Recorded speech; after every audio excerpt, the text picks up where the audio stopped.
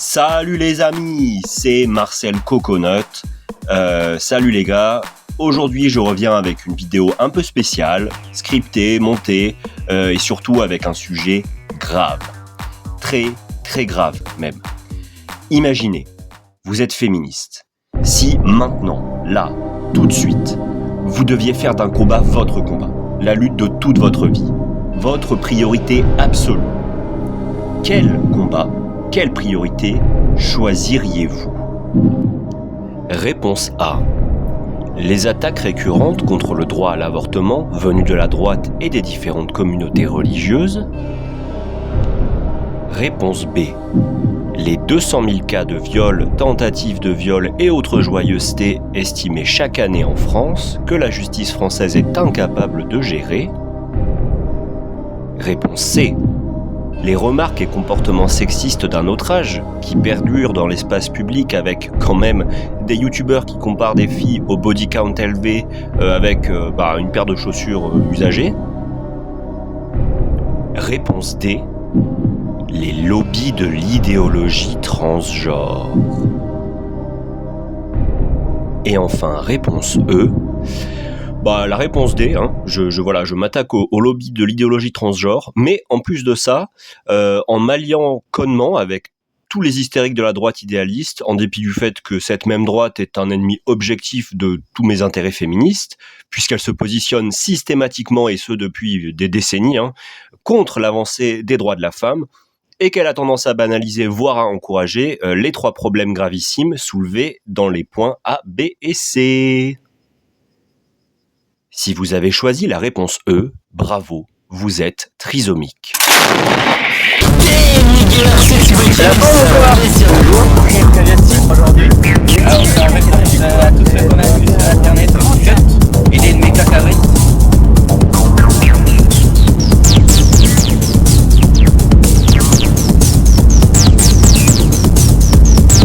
Bon, vous l'aurez deviné, aujourd'hui on va parler de Feuméliste, la chaîne YouTube de Dora Muto et Marguerite Stern, et on va s'attarder un peu plus tard sur une vidéo en particulier, l'intervention de Nicole Rollens, mais ça on le garde pour la suite de la vidéo. Bon, moi perso, le féminisme j'y connais rien ou presque, je pense être un peu plus informé que la moyenne, un peu plus sensibilisé que le premier kidam, mais ça s'arrête là. La transidentité et ce qui s'y rapporte, pareil. Donc théoriquement, je suis pas du tout équipé pour aborder le sujet, et la décence, et puis surtout l'honnêteté, voudrait que j'arrête la vidéo maintenant et que je ferme ma gueule. Mais, comme les influenceuses mentionnées auparavant sont globalement des ignares, qui n'ont pas fait le travail intellectuel et le travail de terrain, comme aujourd'hui on va beaucoup parler de ressenti, d'énergie intérieure, d'expériences intimes et subjectives, et que vos influenceurs de droite préférés font pareil, eh bien je m'arroge le droit de parler sans rien savoir. Et je vous emmerde. Alors, nos 2 héroïnes du jour ont déjà fait l'objet d'une critique assez intense, et je vais vous demander, très sérieusement, de ne pas rajouter à la vague de harcèlement qu'elles se mangent depuis des années. Soyez plus malin que ça. Le sujet de cette vidéo, dans le fond, c'est pas vraiment elle, ou c'est pas vraiment les TERF et compagnie, c'est beaucoup plus large que ça. Le but, c'est de vous faire prendre un peu conscience que les influenceurs, ou en tout cas l'influenceur moyen, est un ignare, quelqu'un d'incohérent et qui fait pas le travail de terrain, direction les sphères éoliennes du logos. Les personnes dont il est question dans cette vidéo sont des êtres humains, et même si je suis en désaccord intégral avec leurs idées de merde, je préfère à titre personnel qu'elles puissent s'exprimer sans être menacées verbalement ou physiquement. Pas d'incitation à la haine. Par contre, on a le droit de se moquer, de se moquer gentiment. Et si le ton un peu péchu de ma vidéo pourra passer aux yeux de certains pour de l'injure, gardez à l'esprit que c'est de l'humour, humour caricatural et graveleux, je vous l'accorde, mais après tout, Marguerite Stern revendique ce droit à la caricature. On revendique dans une certaine mesure aussi le droit à la caricature. Et pour le ton graveleux qui confine à l'injure et dégrade un peu les personnes visées, je crois que l'une comme l'autre sont assez coutumières de la chose, Usul Magnéto. Le cul nu de Robert colle à la chaise en cuir de son bureau. Robert ferme les yeux et commence à se branler en laissant échapper un râle rauque. La voix féminine reprend. Tu es une petite salope. Il n'y a pas de honte à être une petite salope, à se faire prendre. Ta bite de femme est un clitoris tout gonflé et ton anus une bonne petite chatte toute serrée. Qui est-ce qui écrit des trucs pareils? Mais c'est immonde. Et par exemple, quand Dora Muto, la féministe pétomane, J'ai commencé à avoir des ballonnements et des gaz absolument tout le temps.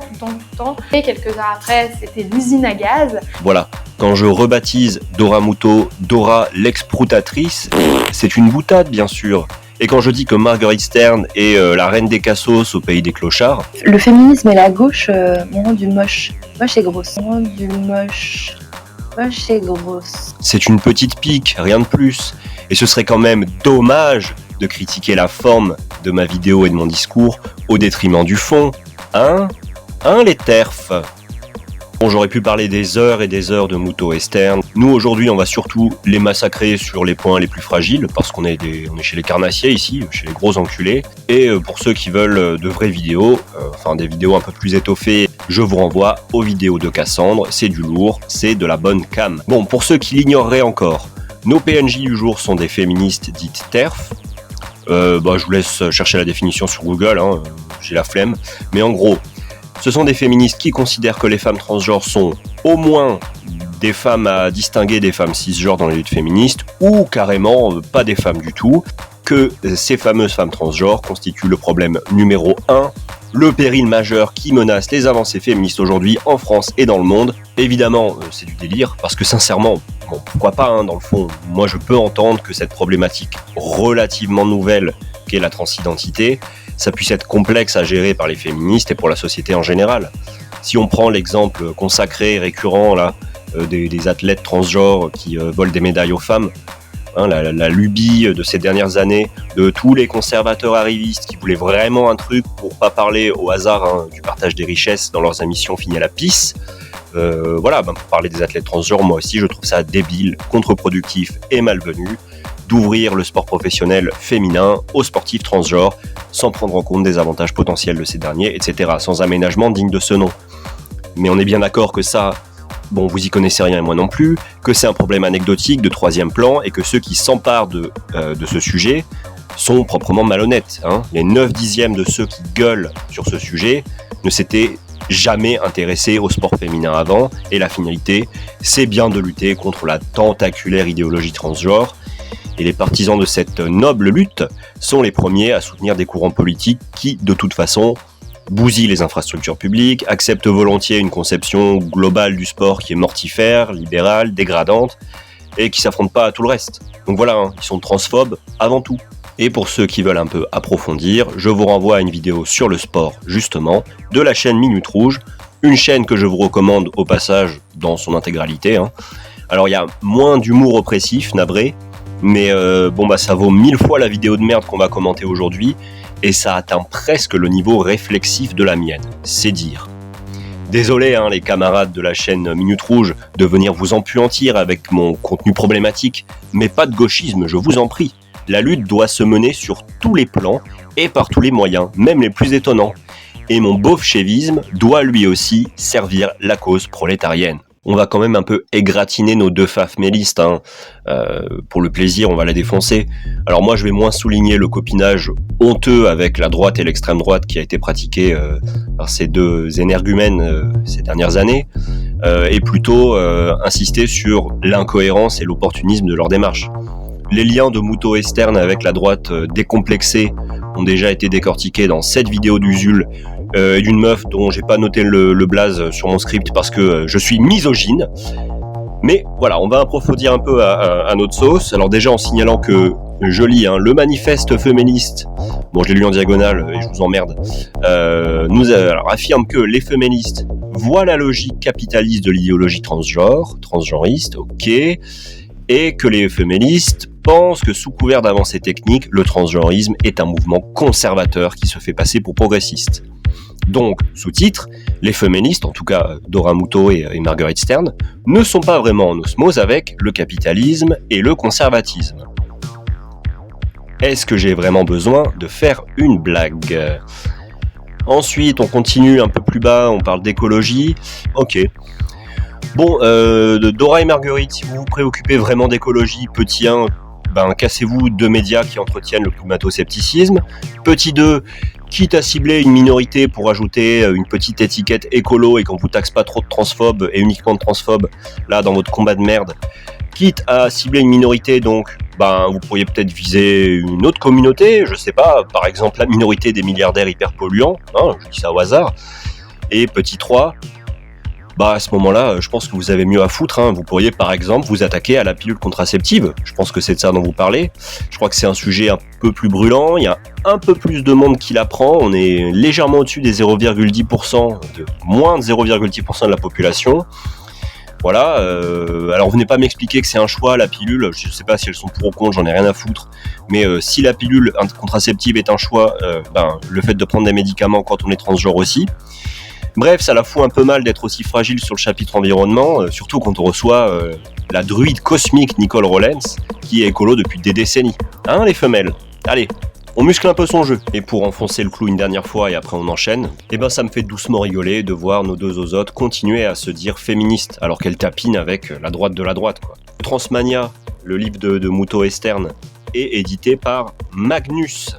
Ce qui veut dire que le torchon là de Muto Estern, il se retrouve sur la même page d'accueil que, par exemple, les super bouquins de Papacito. Papacito, c'est un féministe de la première heure, c'est bien connu. Allez, pour le plaisir, on va se passer un petit extrait du bonhomme, un petit moment de féminisme au carré, vous allez voir, c'est super sympa. Je sais pas si vous vous rendez compte du niveau de la violence. La gonzesse est en train de pleurer, et le mec il est là.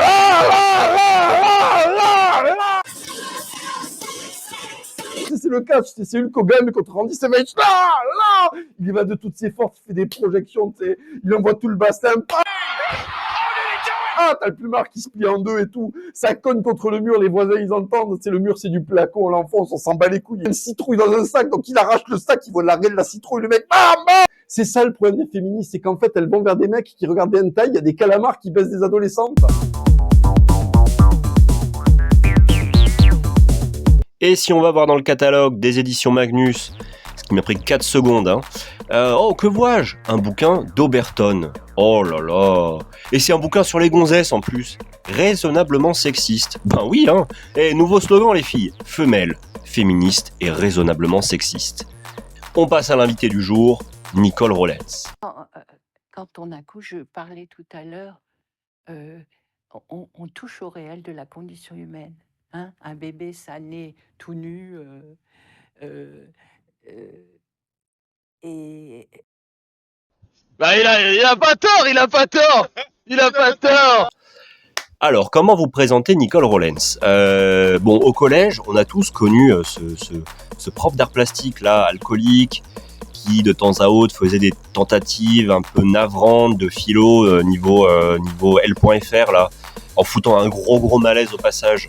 Vous voyez de qui je parle. Normalement, ce genre d'individu reste à sa place et n'entame pas une carrière de théoricienne féministe. On est d'accord. Mais pas notre amie Nicole Rollens, qui s'est lancée à corps perdu justement dans une grande carrière de théoricienne féministe et qui déclare être psychologue du travail. Et Nicole est sur la chaîne Féministe pour présenter justement, je cite, le concept de féminité qu'elle a inventé, une notion distincte de la traditionnelle féminité, et de la raison pour laquelle ce concept est si crucial à une époque où l'idéologie transgenre gagne en influence. Alors j'ai fait ma petite enquête, à la base c'était beaucoup plus long, mais en fait c'est carrément chiant, donc on va abréger. Pour être précis, Nicole Rollens, alors c'est une ancienne conseillère d'orientation, une ancienne conseillère d'orientation reconvertie sur le tard en psychologue, puisqu'elle déclare avoir passé son doctorat de psychologie à 50 ans. Alors les carrières scientifiques qui commencent tardivement, ça existe, c'est même relativement courant. Par contre, ça débouche rarement sur des profils de chercheurs confirmés, pertinents, etc. Et sa thèse soutenue en 96, quand elle avait 50 ans, s'intitule « La crise de l'habilitation intersubjective à l'existence sociale, essai de compréhension des processus intersubjectifs de production sociale des devenirs ». Ok. Donc vraisemblablement, mais je peux me tromper, c'est une thèse de psycho en sciences de l'éducation. Bon, en tout cas, ça n'a rien à voir avec les femmes en général, mais pourquoi pas. En tout cas, j'imagine que Dora et Marguerite nous préparent un petit compte-rendu de lecture de cette thèse, qu'elles ont lu bien évidemment. Suite à quoi, Nico nous explique, je cite, « Ma hiérarchie a voulu me persuader et persuader ceux qui me faisaient confiance que ce que j'écrivais était totalement ésotérique. On va y revenir. Je ne l'ai pas cru, mais j'ai payé cet entêtement d'un harcèlement institutionnel supplémentaire jusqu'à une rupture d'anévrisme en 99. Exit, la chercheuse de fond? Non. Et non. Et depuis, Nicole Rollens s'est lancée dans une carrière de psychologue, de psycho-socio-anthropologue. Putain, le CPF, ça marche même pour les seniors, c'est incroyable. Hein. Et elle a continué son travail de théorisation féministe en autodidacte. Bon, après mes recherches, tout me porte à croire que Nicole Rollens est une marginale, hein, tant sur le plan scientifique qu'académique. Elle n'a pas enseigné, elle n'est pas vraiment rattachée à une université. J'ai pas l'impression qu'elle ait publié en continu et avec un impact signifiant dans des revues ou des maisons d'édition effectivement consacrées à la psychologie. En tout cas, pas depuis le début des années 2000 et pas sur la question de la féminité. En bref, c'est une no-name. Hein, quand on va sur Google Scholar, c'est pas la joie. Allez, on va vite dans les commentaires, hein, on s'insurge contre ce monde académique qui censure les vrais chercheurs. Comme ça, Nicole pourra rejoindre Idrissa Berkane et Bernard Lugan et former ainsi la sainte trinité des outsiders contre le système qui savent tout mieux que tout le monde. Alors, je vais pas m'attarder sur toute l'intervention de Nicole Rap Contenders, parce que la nana, elle nous empile digression sur digression. Hein. Fallait peut-être attendre un peu que l'entretien soit terminé pour attaquer l'apéro. Donc Nico Rhubarbe, elle est d'abord et avant tout invitée par la chaîne pour critiquer l'idéologie transgenre et surtout pour nous parler de féminité. Elle nous fait des tunnels de 10 minutes sur ses délires du moment, sur ce qu'elle a mangé à midi, constellés ça et là de remarques contre l'idéologie transgenre que nos deux activistes vont essayer d'appuyer en recentrant régulièrement la discussion pour appuyer sur cette unique question. Donc j'ai décidé d'aborder un seul point de la vidéo, parce qu'il est hors de question qu'on se tape cette chiasse de bout en bout, hein. Je l'ai déjà maté plusieurs fois et je souhaite ça à personne. On va s'attarder sur le fond de l'affaire, la fameuse féminité. Un super monologue de presque 5 minutes, au cours duquel elle a eu tout loisir pour approfondir sur la question, et cette dernière s'est livrée à un exercice de logos implacable en nous donnant une définition proprement lumineuse de la féminité. Alors, par souci d'intégrité scientifique et de transparence, et à mon grand regret, on va se passer l'intégralité des 5 minutes. Désolé d'avance, hein, c'est une purge, mais au moins, on ne pourra pas m'accuser de déformer ses propos, et je pense que c'est important de vraiment s'asseoir pour s'imprégner de son argumentaire de bout en bout, sans coupure. Pouvez-vous nous dire qu'est-ce que la féminité et comment ce concept a émergé dans votre esprit? Bonne question. Oui, je vous disais tout à l'heure, quand on parle d'un homme viril et d'une femme féminine, on mélange 2 trucs. C'est-à-dire, féminin, c'est le genre et viril, c'est la puissance du corps sexuel, du corps sexué. Donc il y avait pas de correspondance. Il y avait pas de face à face. Face à à la virilité, on mettait la féminité, c'est-à-dire la gentillesse, la grâce, la douleur, la douceur, et cetera. Non, face à la virilité, il y a une puissance femelle. Ah là, je suis curieux, vas-y, je t'écoute. Une puissance femelle qui est l'énergie, la libido femelle déjà, l'énergie vitale femelle avec ses formes, avec les formes que prend la jouissance femelle. On voit bien que l'orgasme des hommes et des femmes, c'est pas tout à fait pareil. Et les rythmes sexuels et tout ça, ça demande beaucoup d'ailleurs de concertation pour arriver à quelque chose de bien. Mais si on met la femme féminine gracieuse avec ses décorations et en face l'homme dans son énergie sexuelle, on voit bien que ça peut pas aller. Cette énergie sexuelle existe chez les femmes et c'est aussi l'énergie de la fécondité. C'est, bon moi je ressens beaucoup les énergies, Ah bon? hein, dans l'environnement, chez les gens, en moi et le travail sur les énergies, en yoga, en tas de trucs, est très important. Mais se sentir cette énergie femelle,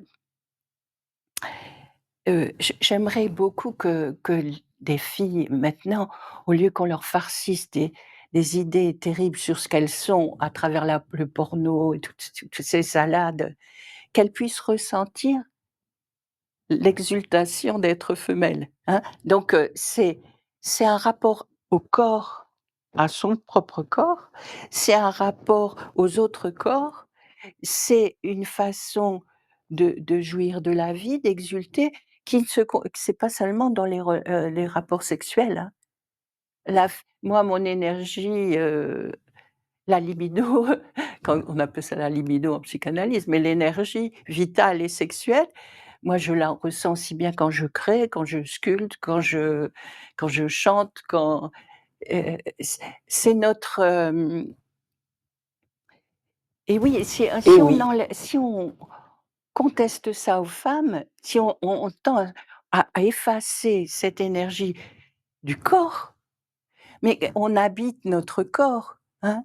On n'a pas d'existence sans corps, ça n'existe pas, et cette façon de traficoter les corps, est un délire parce que, vous avez beau les traficoter, c'est pas les artifices qui vont restituer une capacité d'habiter son corps comme être son corps. Il y a il y a, les gens du zazen, par exemple, ils font la différence entre avoir un corps. Par exemple, les filles se regardent dans la glace, elles se disent: «Putain, j'ai des grosses cuisses, j'ai ci, j'ai ça». C'est-à-dire le corps comme marchandise. Elles sont habituées à se regarder comme ça, mais on n'est pas le corps n'est pas un corps qu'on a, c'est un corps qu'on est. On l'habite, on le vit, quand on meurt, bon, voilà, mais c'est très important. Donc je sais pas si je réponds à votre question sur la féminité, mais c'est vrai que la féminité, elle se ressent particulièrement dans l'enfantement.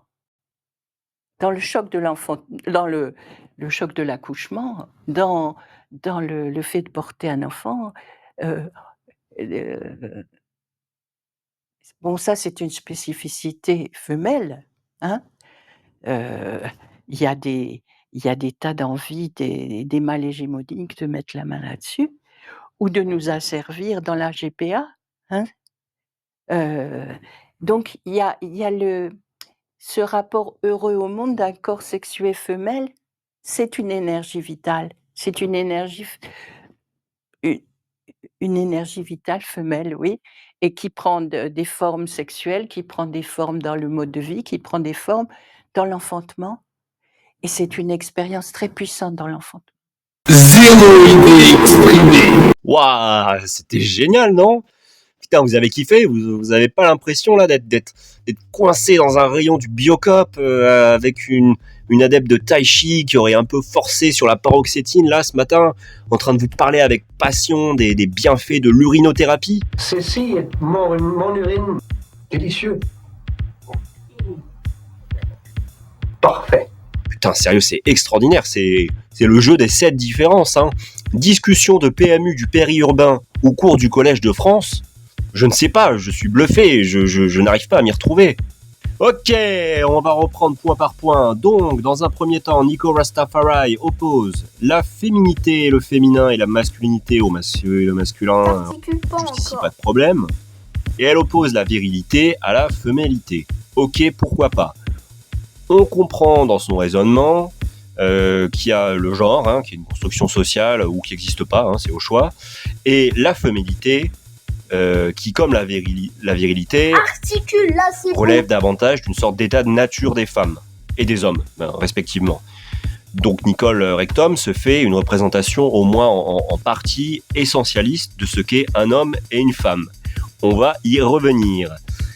Et ensuite, une fois que ces bases sont posées, c'est la foire à la saucisse, tout bonnement. Tout au long de ce passage de 5 minutes, vous l'avez entendu, Nicole Rasengan, elle nous parle de yoga, de zazen, de psychanalyse, évidemment. Ouais, on est en plein discours pseudo-scientifique. Comme quoi, peut-être que la dangereuse machine islamo-gauchiste du système universitaire avait eu du pif sur ce coup-là, parce que j'ai plus l'impression d'être au rayon ésotérisme de Gilbert Joseph qu'autre chose. Alors justement, qu'est-ce que c'est la féminité ? C'est un peu ce que vous voulez. Hein. Pour les plus courageux, vous repassez l'extrait, moi j'en ai plein le cul. Mais en gros, c'est un truc qui est arrimé au corps biologique des femmes, c'est une sorte d'état d'esprit, d'état d'être au corps, d'état du corps. Et en gros, c'est une énergie. En conclusion, Nicole nous parle bien d'énergie femelle. Il va falloir élaborer un peu. Pour commencer, j'aimerais bien savoir ce qu'est une énergie pour Nicole Ratatac. Est-ce que c'est une énergie physique, mécanique ? Énergie, ça a plusieurs définitions. Certaines sont très précises et il y en a d'autres qui relèvent davantage du délire subjectif sans fondement, qui relève de spiritualité. Et l'énergie spirituelle, ça te regarde, il n'y a pas de problème, mais ta gueule. Déjà, normalement, une énergie, ça a une source et ça se diffuse. Bon, là, on a compris que la source, c'est le corps des femmes. Mais moi, je suis curieux. Est-ce que c'est une énergie qui vient des chromosomes XX ? Est-ce que c'est une énergie qui provient de la craquette ? Ma craquette, c'est ma chatte ? De la craquette des femmes cisgenres ? Est-ce que les intersexes émettent une énergie intersexe ? Est-ce que c'est une énergie qui va fluctuer avec l'âge ? On la mesure comment ? Comment on mesure l'énergie femelle, Jamy ? Jamy, est-ce que tu peux nous expliquer comment on mesure l'énergie femelle ? Je suis une tour japonaise de 1000 mètres de haut. Ok, ça marche. Ensuite, Nicole Rapa-Fromage nous explique que c'est une énergie sexuelle, enfin c'est une énergie du corps sexué, ça tourne pas mal autour de la sexualité, pourquoi pas de problème. Mais idem, question, est-ce que ça veut dire qu'une femme biologique, une femme avec une chatte, mais qui serait asexuelle, une femme biologique asexuelle, est-ce que ça veut dire qu'elle a une énergie femelle différente, une énergie femelle moins intense, pas d'énergie femelle du tout ? Est-ce qu'une femme asexuelle est moins une femme qu'une femme sexuelle, sexuée, je sais pas. Est-ce que la libido est la même pour tout le monde, pour toutes les femmes ? Est-ce qu'on standardise l'énergie des femmes ? Est-ce qu'on fait un essentialisme honteux ? Alors évidemment, si je pose la question, Nicole Roubignol va s'empresser de dire que évidemment que non. Où est mon spritz ? Bon, arrêtez le porno les filles. Ah, le porno, le vilain porno. Vous avez compris, les femmes qui regardent du porno, vous êtes des merdes, vous êtes peut-être même pas des femmes. Allez faire autre chose, allez faire de la poterie là. Elles sont marrantes ces féministes qui font le contrôle des braguettes. À quand un curé sur la chaîne féministe ? Je pose la question. Elle nous explique ensuite que cette énergie femelle, la libido, l'énergie sexuelle des femmes, etc. Là, ça peut aussi... alors c'est pas que le sexe, ça peut aussi se manifester quand on chante, quand on fait de la poterie. Non, bon allez, j'abandonne, c'est trop con pour moi. Alors même remarque pour l'accouchement, l'énergie femelle qui serait particulièrement intense au moment de l'accouchement, le fait qu'on ressente cette énergie différemment quand on enfante. Quid des femmes qui enfantent pas ? Est-ce que c'est moins des femmes, celles qui sont nées sans utérus ou qui sont stériles ? Comment est-ce qu'elles gèrent leur énergie femelle ? Bon, on est en plein délire les amis, on est en plein délire les abonnés, et moi je m'éclate comme un petit fou, c'est de la balle.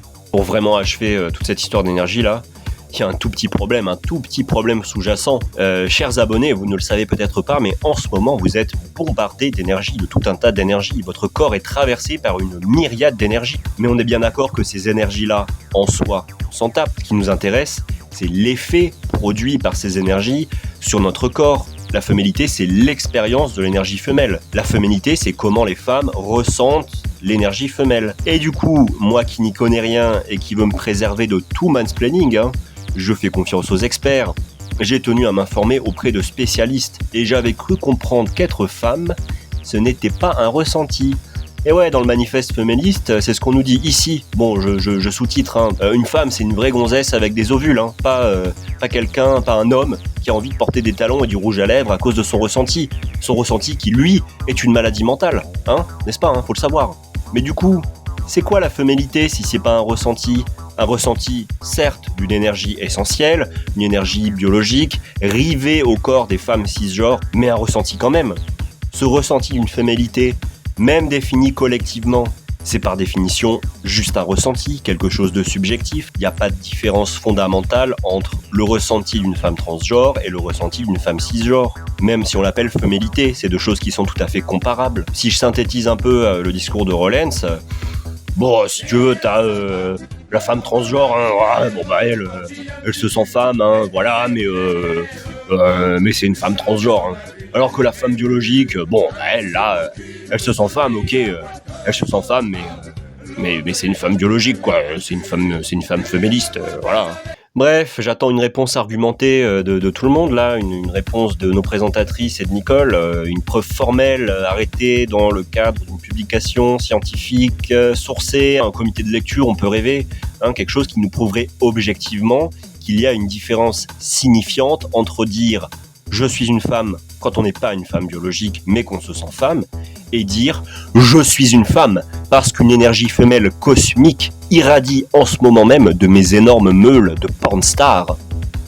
Et en attendant, je classe cette histoire de féminité énergétique Raelo-compatible dans ma tier list des inepties idéalistes sans fondement arôme 8-6, au-dessus de Natacha Polony et de son histoire de chant des grenouilles et d'apprécier le printemps.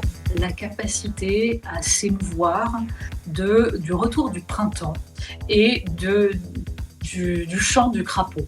Mais quand même, juste au-dessous du ressenti climato-sceptique de Tatiana Ventose. Donc les cours d'eau vont bien, voilà. Hein, les cours d'eau vont bien. Oh my god! Okay, it's happening! Everybody stay calm! What's the procedure, everyone? What's the procedure? Stay calm! Wait! Everybody calm down!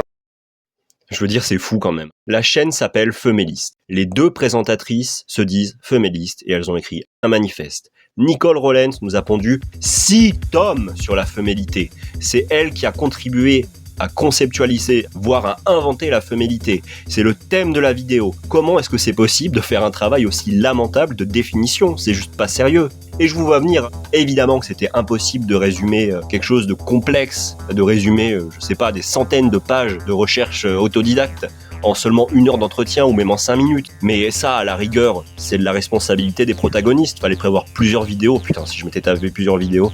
Non mais voilà, fallait organiser le truc différemment, monter la vidéo d'une autre façon. Il y avait énormément de marge de manœuvre pour proposer une définition de la féminité qui soit pas ce triste tunnel là de 5 minutes qui ressemble à ce que peut me dire ma grande tante alcoolique qui me raconte son petit date Tinder de la veille au repas de famille tout en s'enculant son 7e verre de rosé pamplemousse. Pour conclure, je dirais grosso modo que Nicole Rollens n'a finalement pas grand chose à voir avec le combat des féministes, en tout cas avec la structure de Moutot et Stern, qui généralement s'insurgent surtout contre l'irruption des femmes transgenres qui pour elles sont des hommes dans le combat des femmes cisgenres, et en général se foutent royalement des hommes transgenres, qui est la vraie interrogation, le vrai problème aux yeux de Nicole Rollens. Non, on a affaire à une marginale avec des idées fantasques et 2 hyènes avec un bouquin à vendre. Et ça s'arrête là. Dora et Marguerite veulent juste une blouse blanche, un truc qui fasse sérieux, un peu doux et gentil, un peu grand-mère, et prouver qu'être une femme, c'est un truc charnel, essentialiste, c'est un truc pour les femmes qui ont une chatte. Elles utilisent Nicole Ratatouille, comme les médias d'extrême droite les utilisent elles. Et ça, c'est triste.